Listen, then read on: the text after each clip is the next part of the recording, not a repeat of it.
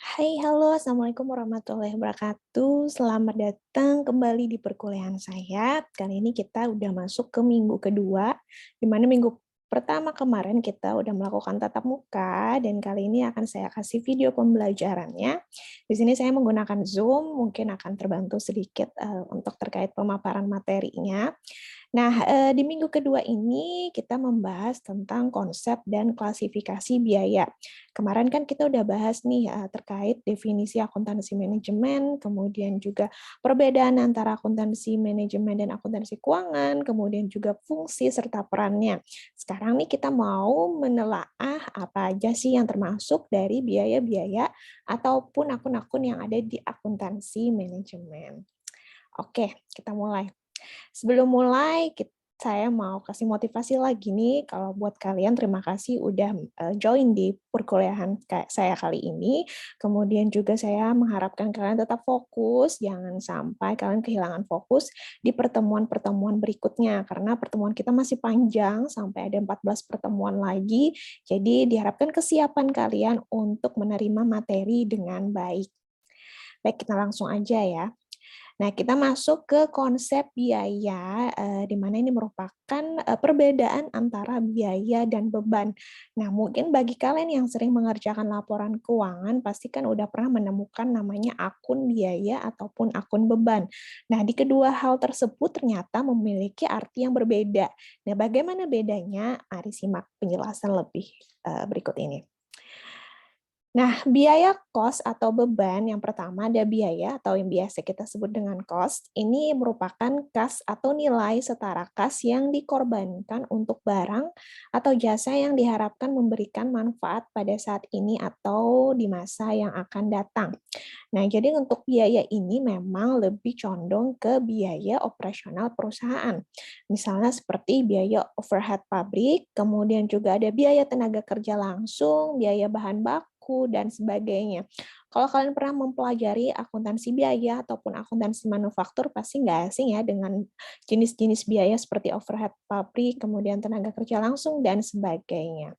Nah, bedanya dengan beban atau expense, ini biasanya kalau akuntansi penjurnalan pasti kan selalu ada beban-beban, kemudian juga nantinya juga akan ada di ayat jurnal penyesuaian. Nah, ini namanya adalah beban atau expense.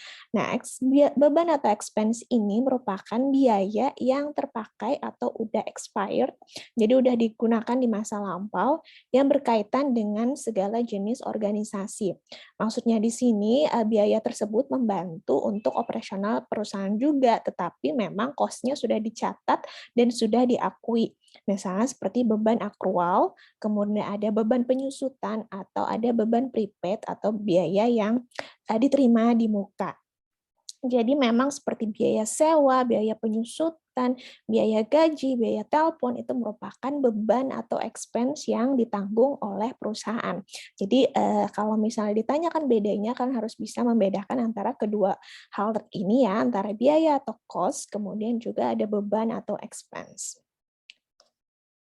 Nah, kemudian kita masuk ke penggolongan biaya, apa aja yang termasuk penggolongan biaya.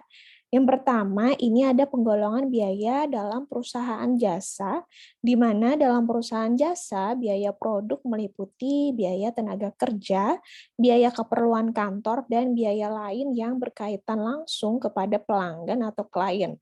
Nah, contohnya adalah biaya langsung dan biaya tidak langsung.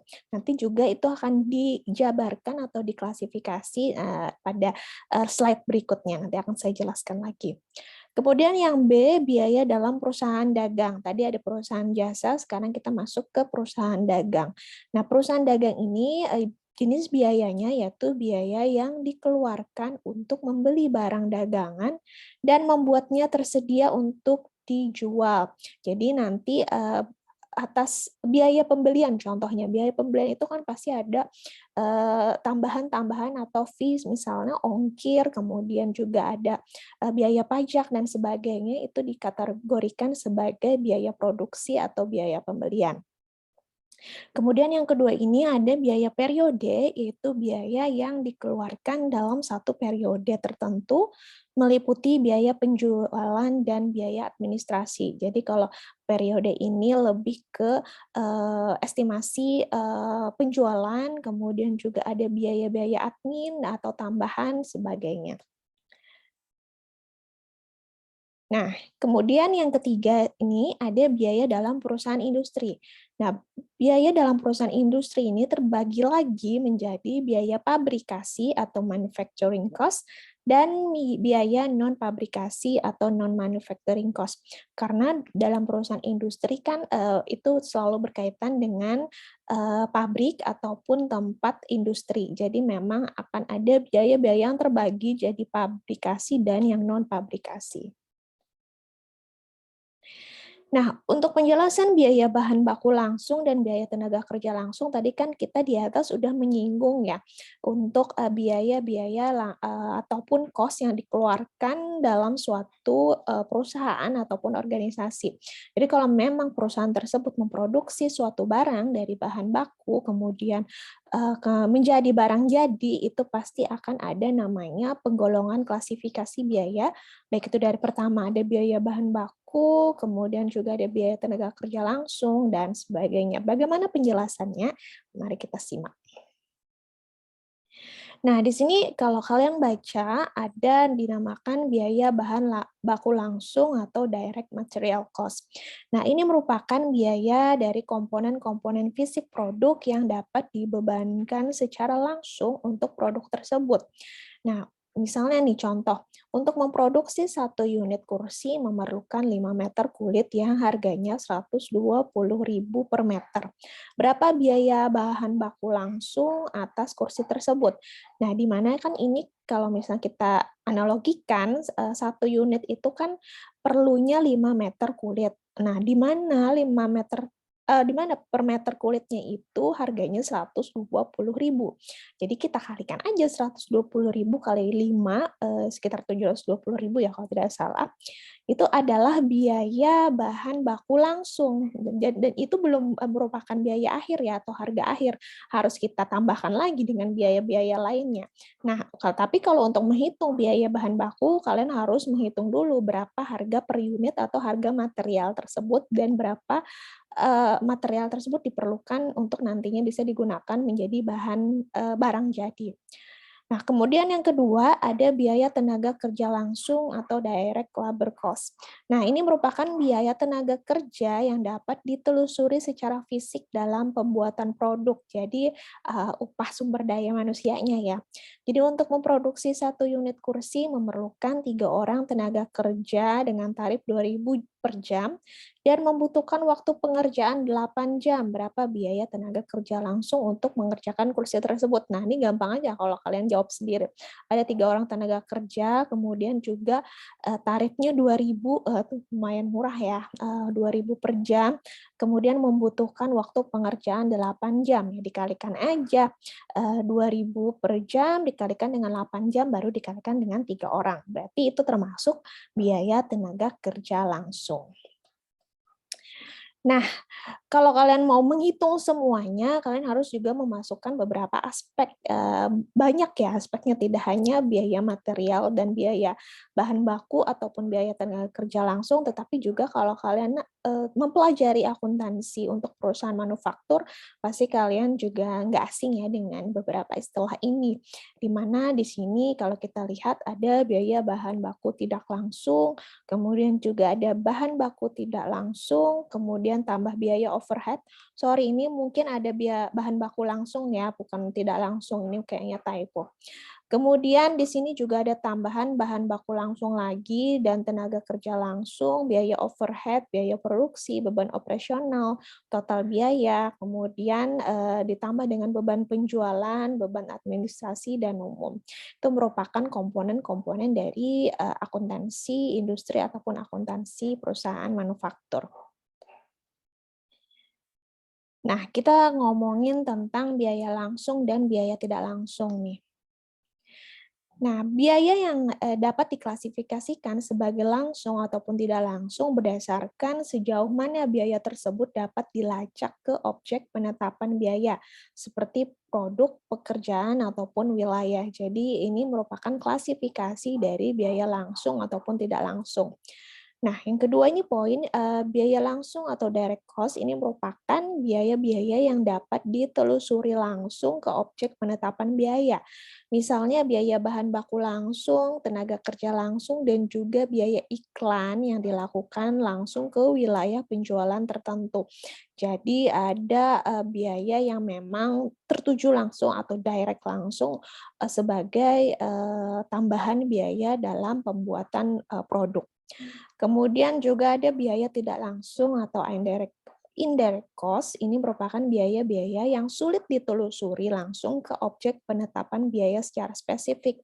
Jadi memang kayak agak samar-samar, kita tidak bisa menelaah secara kasat mata, jadi harus kita hitung ataupun kaji lagi lebih spesifik, itu dinamakan dengan biaya tidak langsung.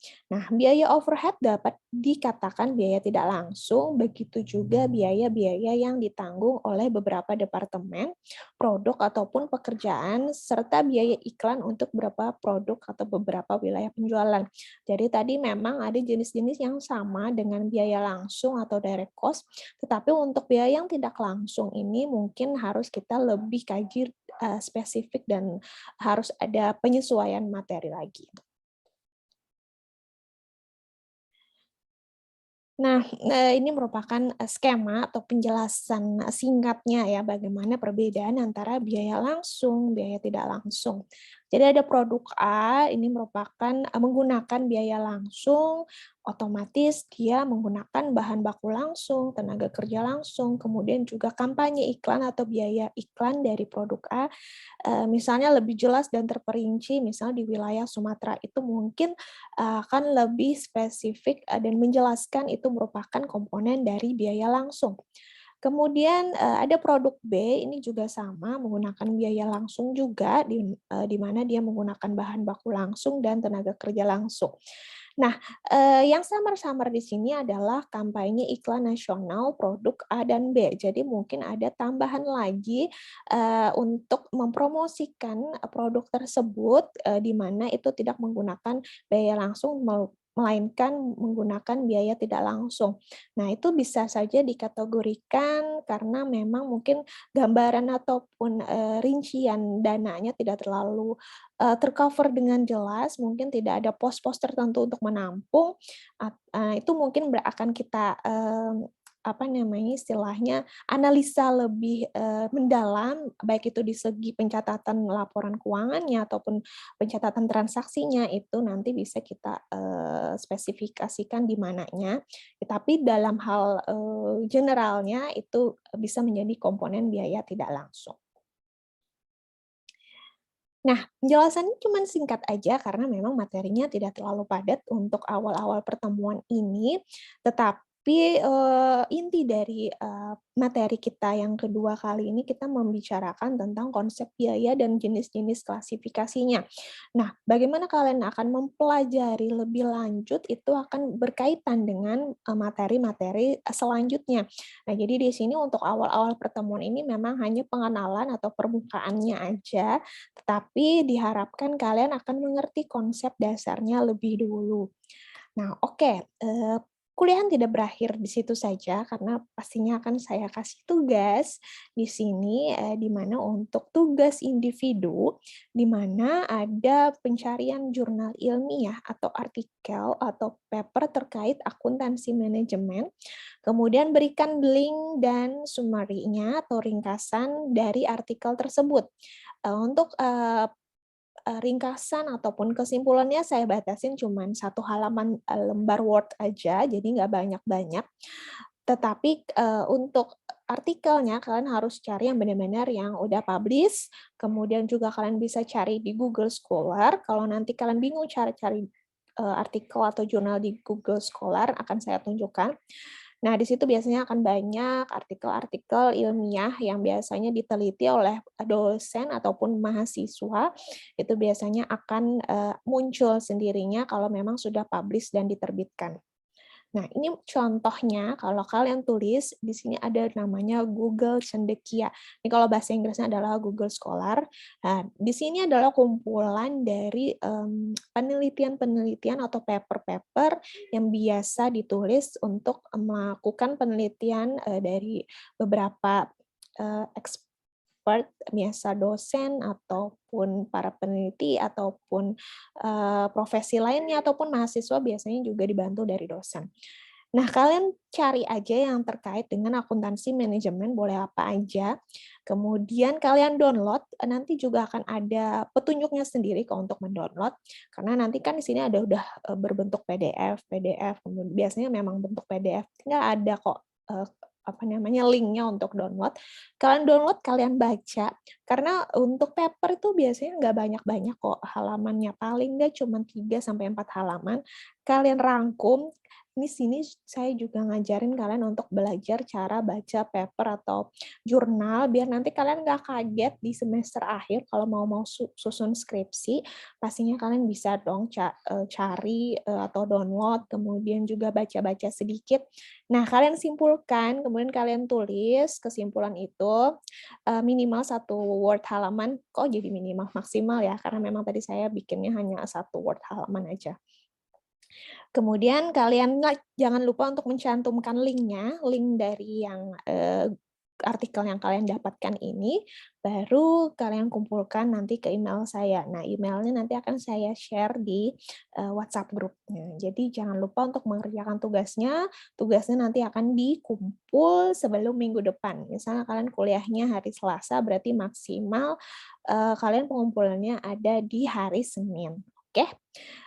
Jadi itu aja penjelasan singkat saya. Nanti kita akan juga berdiskusi di WhatsApp group dan juga nanti akan saya ada konfirmasi kehadiran serta post-test atau review materi dari materi kita kali ini. Jadi kalian jangan sampai lewatin beberapa materi-materi yang udah saya jelaskan ini. Terima kasih atas partisipasinya dan sampai jumpa minggu depan. Wassalamualaikum warahmatullahi wabarakatuh. See you.